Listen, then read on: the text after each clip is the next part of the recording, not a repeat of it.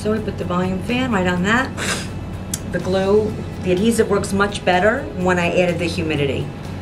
So again, if you're having this issue, the main thing is have your nebulizer handy and, you know, just give a little couple seconds, boom.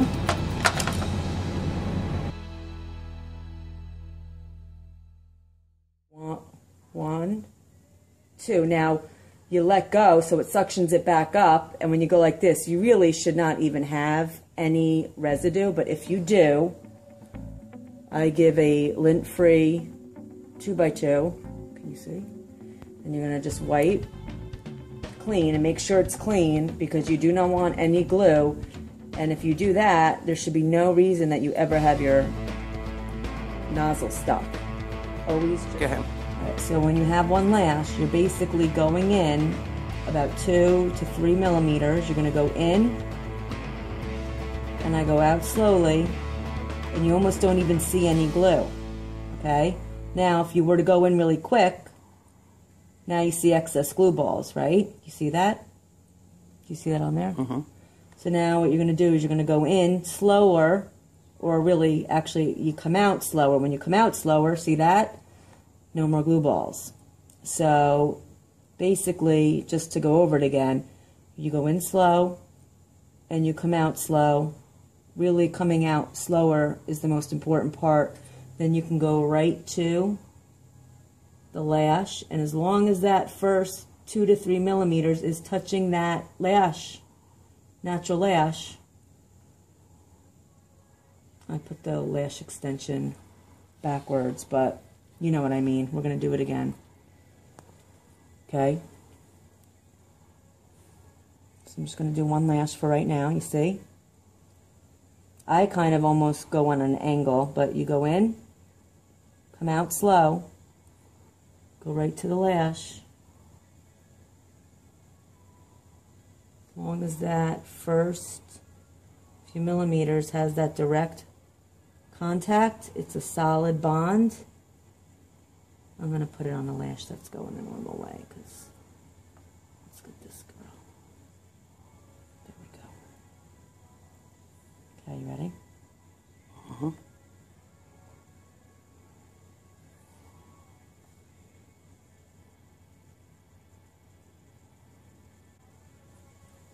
So as long as this first part right here has a connection, you do not need any more adhesive. You don't need to swipe or swimmy. You just placed it down. If you want to hold it a second or two, is fine.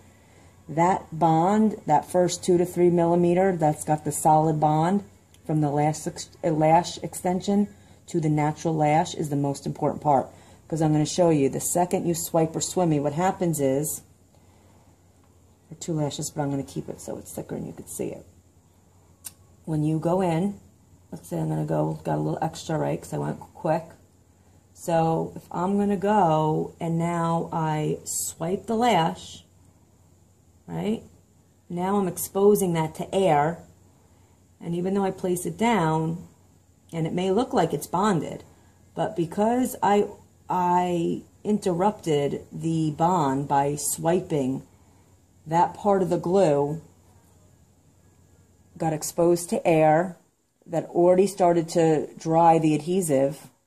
So now, in a little bit of time, that part that you thought was a solid bond now has little areas that aren't a solid bond, and you're going to have the client come back for a fill. All of a sudden, the lashes are all going to be lifted at the bases, and that's because you swiped, and that part was kind of dry already. By the time you place that lash down, that's why you get a lot of lifting at the base of the lash extension to the natural lash, and you have to usually peel it off because you can't really cap that or stack that.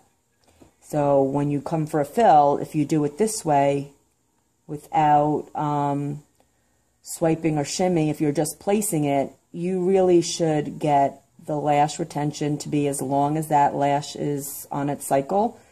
And if it starts to grow out, you just cap it, stack it, and you don't have to remove it because it's still solid. It's still good. These two we're going to cap. Okay, so we're going to do one forward, one on top, and one underneath. And And I just wanted to reiterate as well. Let's pretend this is my little glue ring that I use on my finger, right?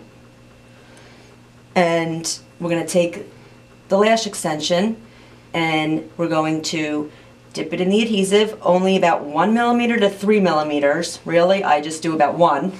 But if you feel that's too little, then you can go up to 3. But do not go more than 3 millimeters in the adhesive. You're going to go in the adhesive and then not touching the sides, not wiping it. You're going to come out of the adhesive even slower, and then your adhesive is only on the first 1 to 3 millimeter of the lash, and you should not have any excess glue ball, nothing on here, okay? And then basically it's this amount that needs to be bonded with the natural lash. So as long as that right there, boom, see how this is going the first right onto the natural lash. Okay, so you can cap the lash. I'm going to show you. Hold on, let me just. You're going to take that once it has the glue and you're going to come on and then just boom. And then you capped the lash, right? Now, the other way to do it is you're going to come from underneath. So we're going to, let's say, dip it in the glue. We're going to come back out, right? And then we're going to come behind from underneath, and then now you're going to do it this way. And this way, maybe if you even did like a D curl, you can kind of lift that lash up. I mean, a C curl is going to lift the lash up too, but when you come from underneath, now you're going to kind of lift up that lash and give it a little lift. And that's how to cap a lash when it's grown out instead of removing it. But if it's loose at the base, then you're going to need to remove it because it's not going to be good for you to leave a lifted lash extension, and you don't want to re-glue it to get it down because that's not good. So you would have to remove it, any of the lashes that are lifted. And if you get lashes that are lifted at the bases, 9 out of 10, it's because you took your adhesive and swiped before you put the lash down. Because when you swipe the lash extension that has adhesive on it, now you're exposing it to air, it's starting to dry, and by the time you get it down on that lash, it's not going to have a nice solid bond because you're going to have spots that are dry, spots that aren't, and it's not going to have an even bond, and it's going to add stress to the natural lash and wind up doing a little bit of damage, okay?